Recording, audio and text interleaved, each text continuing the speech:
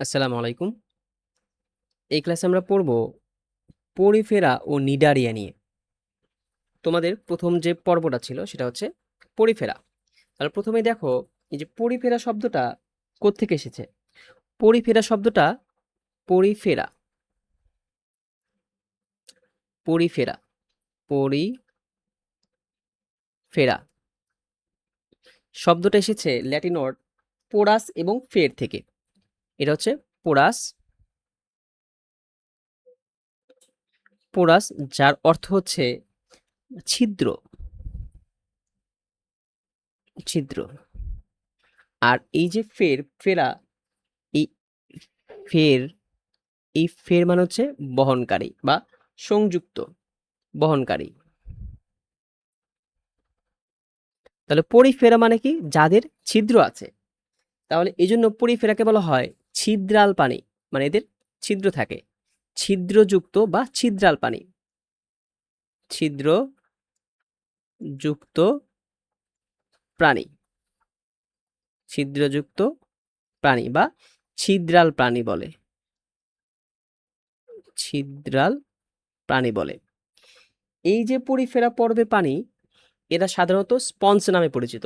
Sponge কি? ওই যে নরম নরম যে স্পঞ্জ থাকে, এরা সাধারণত তোমার স্পঞ্জ নামে পরিচিত। এটা কিন্তু ইম্পর্টেন্ট এমসিকিউ। এরা কই থাকে? এই দেখো, এই যে এটা হচ্ছে তোমার পরিফেরা পর্বের পানি। এগুলো সাধারণত পানির নিচে দেখা যায়, সুন্দর সুন্দর বিভিন্ন কালারের, বিভিন্ন বর্ণের, যে পানির নিচে অনেক সুন্দর যেই গাছপালাগুলো দেখা যায়, এটা হচ্ছে কি পরিফেরা পর্বের পানি, থকথকে জেলির মতো এগুলো। এরা কই থাকবে তাহলে? এদের অধিকাংশই প্রজাতি হচ্ছে সামুদ্রিক, অর্থাৎ সমুদ্রের নিচে গভীরে এরা এদের দেখা যায়। তবে কিছু কিছু প্রাণী স্বাদু পানিতে বাস করে। এরা সাধারণত দেখো এই যে দলবদ্ধ, এখানে অনেকগুলো একসাথে থাকবে, সাধারণত দলবদ্ধ বা কলোনি আকারে বাস করে। তাহলে এরা দলবদ্ধ বা কলোনি আকারে বাস করে। এদের সাধারণ বৈশিষ্ট্য কি? এক নম্বর হচ্ছে এরা সরলতম বহুকোষী প্রাণী, সরলতম বহুকোষী প্রাণী। আচ্ছা, সরলতম বহুকোষী কি আমরা একটু বুঝি। এই যে পৃথিবীতে যত প্রাণী আছে, আমরা এটাকে ৪ টা ভাগে ভাগ করতে পারি। একটা হচ্ছে কোষ, কোষীয় মাত্রার, কোষীয় মাত্রার।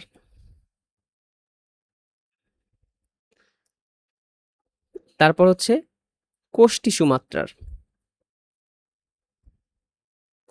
কোষ টিস্যু মাত্রার।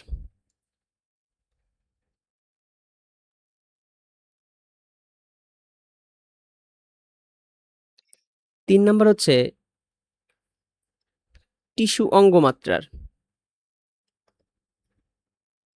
টিস্যু অঙ্গ মাত্রার,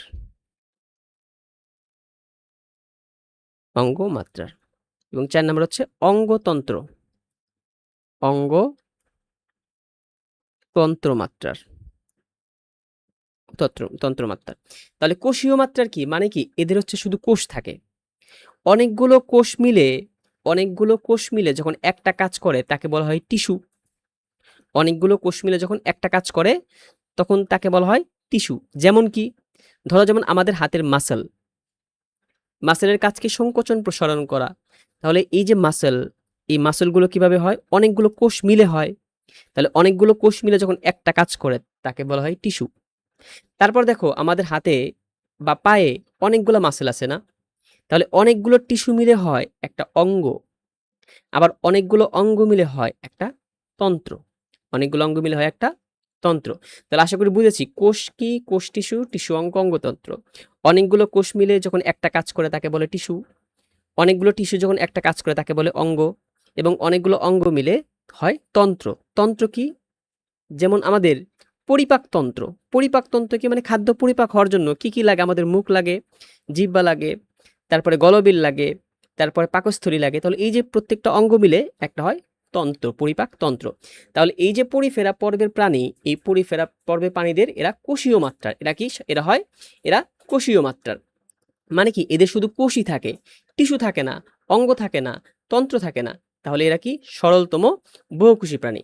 মানে এরা সরলতম বহুকোষী, শুধু কোষ থাকবে এবং এরা বহুকোষ থাকবে। তারপর দেখো আগেই বলেছিলাম যে পরিফেরা পর্বের প্রাণী এই পোরাস মানে ছিদ্র, ফের মানে বহনকারী বা সংযুক্ত।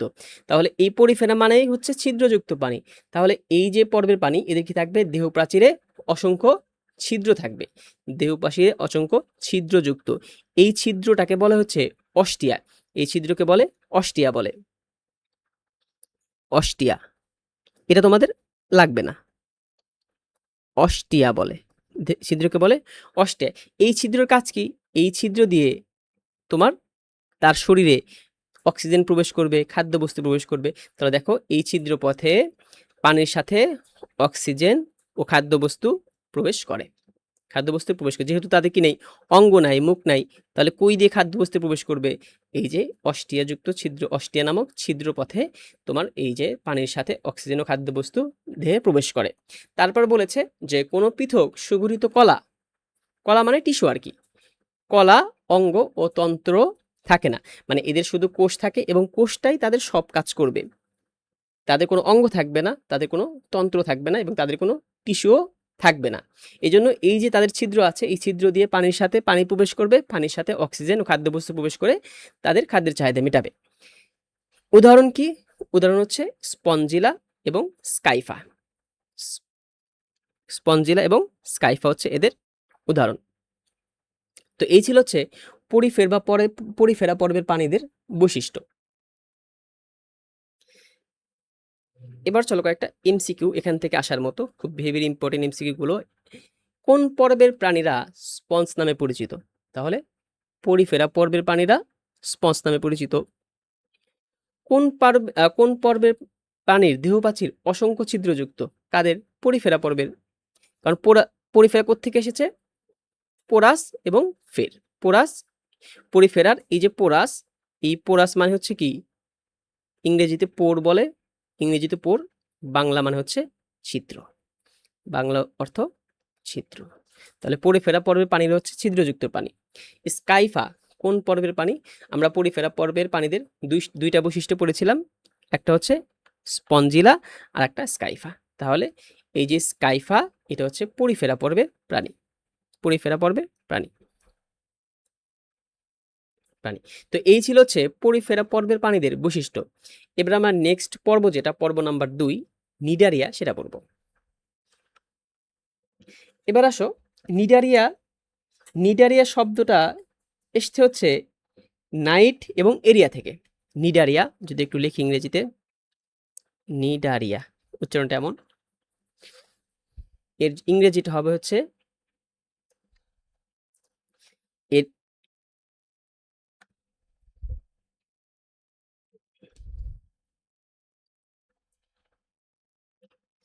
এর ইংরেজি বানানটা এমন, CNI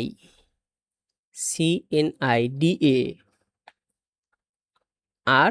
RIA, নিডারিয়া। যেখানে সি উচ্চারণটা উচ্চ থাকে, গোপন থাকে, উচ্চারণ হয় না সি, উচ্চারণ হচ্ছে নিডারিয়া।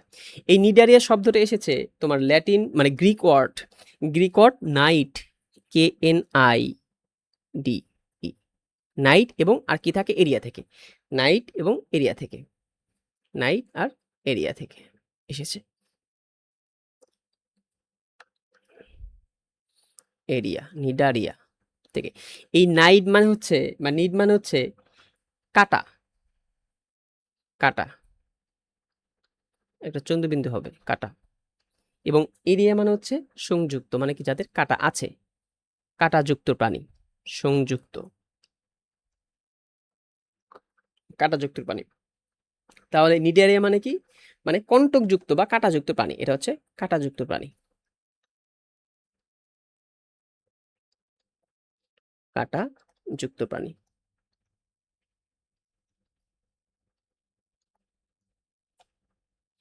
এই পর্বের প্রাণীদের আমরা একটু পরে গিয়ে পড়বো। এই পর্বের প্রাণীদের তোমার যে দেহ গহ্বর, মানে দেহের ভিতরে যে ফাঁকা জায়গাটা থাকে, তাকে সিলেন্টেরন বলে। এই জন্য এই পর্বের প্রাণীদের আগে সিলেন্টেরেটা বলা হতো, সিলেন্টারেটা, মানে যাদের সিলেন্টেরন আছে। সিলেন্টেরন কি আমরা একটু পরেই বলবো। তাহলে নিডারিয়া পর্বের প্রাণীদের আগের নাম ছিল হচ্ছে সিলেন্টারেটা, সিলেন্টারেটা। তারপর দেখো, এই যে এরা সাধারণত কি, অধিকাংশ প্রজাতি হচ্ছে এদের সামুদ্রিক, সামুদ্রিক। তবে অনেক প্রজাতি খাল, বিল, নদী, নালা, হ্রদ, ঝর্ণা ইত্যাদিতেও দেখা যায়। আবার এদের কিছু প্রজাতি কি করে, এদের কিছু প্রজাতি ভাসমান বস্তুর সাথে লেগে থাকে, ভাসমান বস্তুর সাথে লেগে থাকে, ভাসমান বস্তুর সাথে পানিতে পানিতে ভাসমান বস্তুর সাথে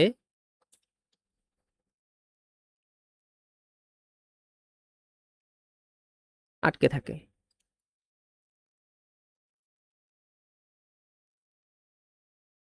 আটকে থাকে।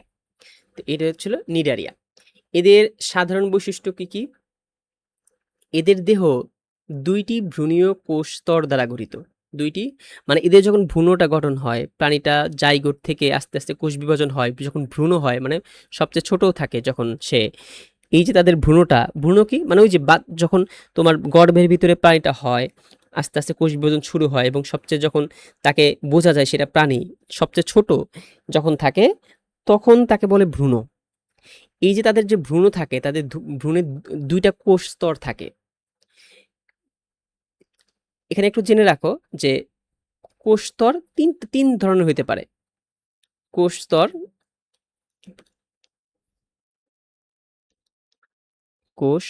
স্তর ৩টা।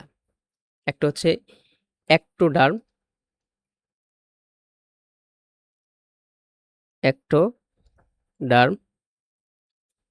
তারপর হচ্ছে মেসোডার্ম,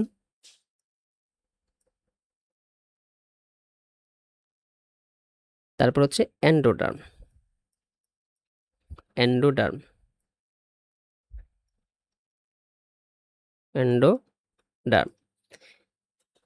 একটোডার্ম হচ্ছে বাহিরের স্তর। একটো মানে হচ্ছে বাইরে।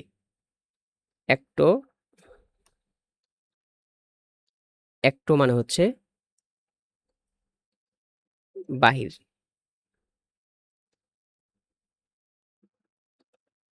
আর ডার্ম, DERM, এই ডার্ম মানে হচ্ছে ত্বক। আর এই যে এন্ডো মানে হচ্ছে ভিতরে। তাহলে এন্ডোডার্ম মানে হচ্ছে ভিতরের স্তর, একটোডার্ম মানে হচ্ছে একটো মানে বাহির, তাহলে বাইরের স্তর। তাহলে মেসোডার্ম কোনটা? মাঝখানের স্তর। তাহলে মেসোডার্ম হচ্ছে মাঝখানের স্তর। তাহলে প্রাণীর দেহ প্রাচীর তোমার কোষ স্তর ৩টা হইতে পারে। কি হইতে পারে? একটোডার্ম হইতে পারে, মেসোডার্ম হইতে পারে, এন্ডোডার্ম হইতে পারে। কিন্তু নিডারিয়া পর্বের প্রাণীদের দেখো বলেছে দেহে ২টি ভ্রূণীয় কোষ স্তর দ্বারা গঠিত হয়। যখন ২টি থাকবে, ২টি বলবে তার মানে কি একটা নাই? কোনটা নাই? তাদের মেসোডার্মটা নাই। এই যে তাদের মেসোডার্মটা নাই। দেখো দেহের বাইরের দিকের স্তরটি একটোডার্ম এবং ভিতরের স্তরটি এন্ডোডার্ম। তাহলে একটো মানে কি? দেখো বাহির, এবং ডার্ম মানে ত্বক। তাহলে ত্বকের যে বাইরের স্তর সেটা একটোডার্ম, এবং যে ত্বকের নিচে যেটা থাকে তাকে বলে এন্ডোডার্ম। এন্ডো মানে ভিতর।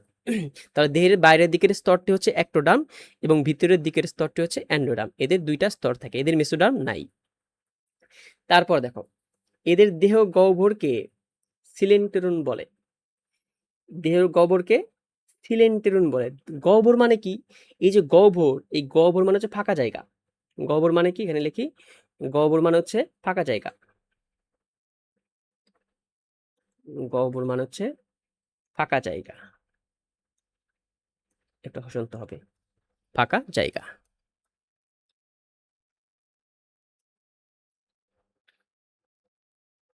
ফাঁকা জায়গা। ফাঁকা জায়গা। তাহলে এদের দেহ গহ্বর মানে দেহের ভিতরে যেই ফাঁকা জায়গাটা থাকে এটাকে সিলেন্টেরন বলে। সিলেন্টেরন কেন বলে? সিলেন্টেরন দেখো কোত্থেকে আসছে। সিলেন্টেরন দেখো এখানে সিল, এটা হচ্ছে COEL, এটা উচ্চারণ কিন্তু কয়েল না, উচ্চারণ হচ্ছে সিল। সিল মানে হচ্ছে গহ্বর, এবং লাস্টে আছে এন্টেরন।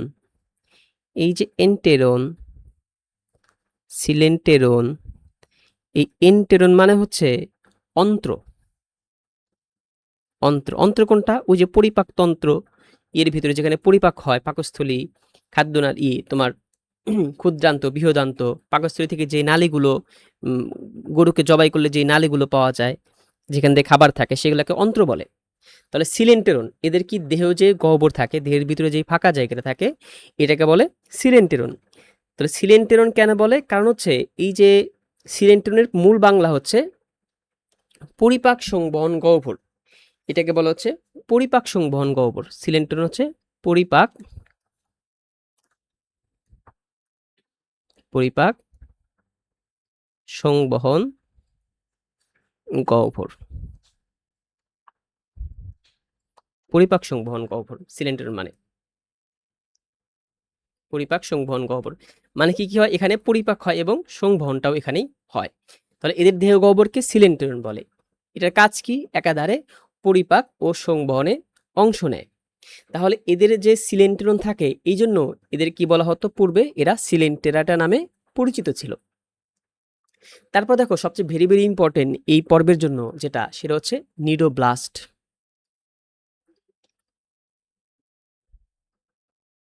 নিডো একটোডার্মে, একটোডার্ম তো এখন বুঝেছি না, একটোডার্ম মানে হচ্ছে তাদের বাইরের স্তর, দেহের বাইরের স্তর।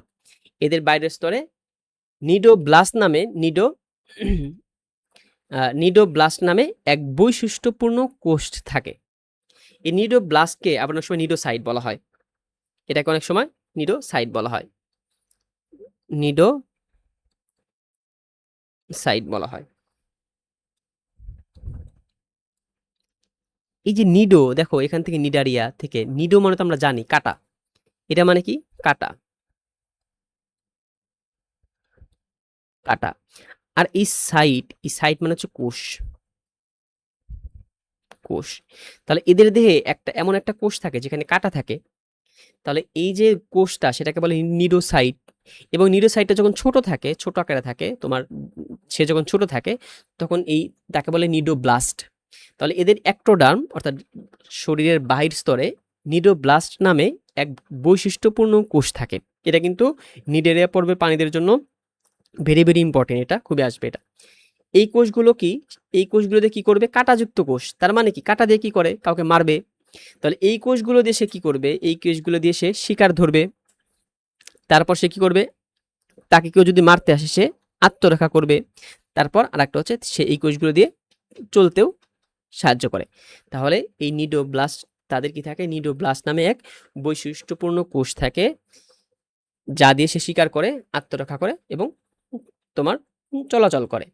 তাহলে এই নিডোব্লাস্টকে আবার নিডোসাইটও বলা হয়। নিডোসাইট মানে কাঁটাযুক্ত কোষ, কণ্টকময় কোষ। এই পর্বের প্রাণীদের উদাহরণ হচ্ছে হাইড্রা, হাইড্রা আর হচ্ছে ওভিলিয়া, হাইড্রা ওভিলিয়া।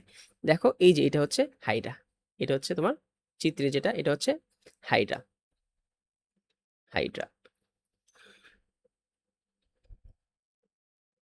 হাইড্রা। দেখো এই যে এখান দিয়ে এদের কাটা থাকবে। আচ্ছা, এই ছিল হচ্ছে নিডারিয়া। এবার আসো কয়েকটা এমসিকিউ সলভ করি। কোন প্রাণীর দেহে নিডোব্লাস্ট নামে বৈশিষ্ট্যপূর্ণ কোষ থাকে? আমি বলেছিলাম এটা আগেই, ইম্পর্টেন্ট এটা। তাহলে কে? স্কাইফা, ঝিনুক, আরশোলা। স্কাইফা আমরা জানি পরিফেরা পর্বের প্রাণী, একটু আগেই পড়েছি।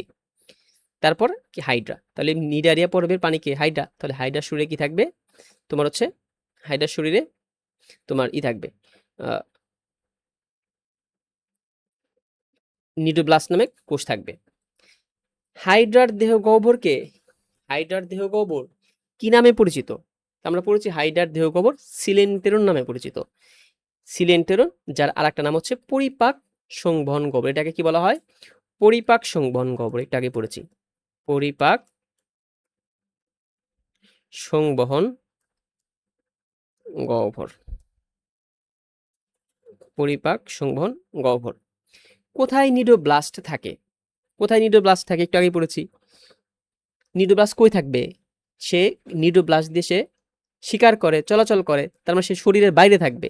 তাহলে শরীরের বাইরের স্তর কোনটা? একটোডার্ম। তাহলে অবশ্যই নিডোব্লাস্ট থাকবে একটোডার্মে, একটোডার্মে। অর্থাৎ কি হচ্ছে অ্যান্সার হচ্ছে ক, একটোডার্মে। নিডোব্লাস্টের কাজ কি? শিকার ধরা, চলন, আত্মরক্ষা, তিনটাই করে নিডোব্লাস্ট দিয়ে। তাহলে নিডোব্লাস্টের কাজ হচ্ছে সবগুলো, সবগুলো। অ্যান্সার হচ্ছে ঘ। তো এই ছিল পরিফেরা এবং নিডেরিয়া পর্বের প্রাণীদের বৈশিষ্ট্য।